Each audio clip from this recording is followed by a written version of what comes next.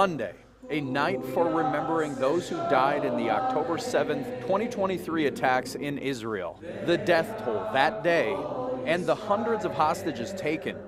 Just the beginning of a horrific year in the Middle East. We're hoping for the safe return of the hostages. And so we want to keep hope.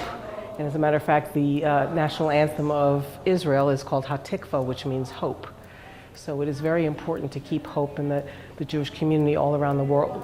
They're doing services like this all around the world today. Nearly everyone we spoke with at Congregation Beth Shalom during the synagogue's Memorial Night of Healing says they have Palestinian friends who are suffering from the war in Gaza. It's not just remembering the Israelis that were killed, but it's also remembering the poor Palestinians that have suffered so much as well. They're hurt too. I mean, and how could they not be, right? I mean, this is a war. A war has victims, has casualties, and it's awful.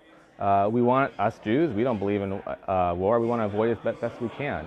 And so I think we can agree that what's going on is horrible.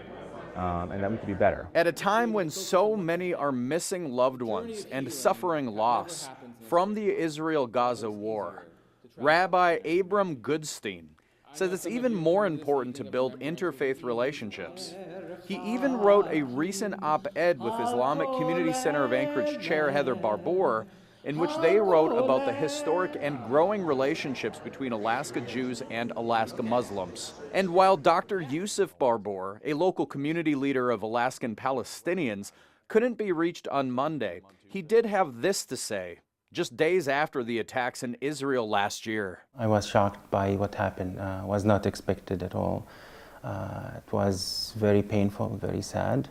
For me as a Palestinian who have families in Gaza, I can't imagine the horror that they felt there just looking at what happened. Joe Kadat, Alaska's news source.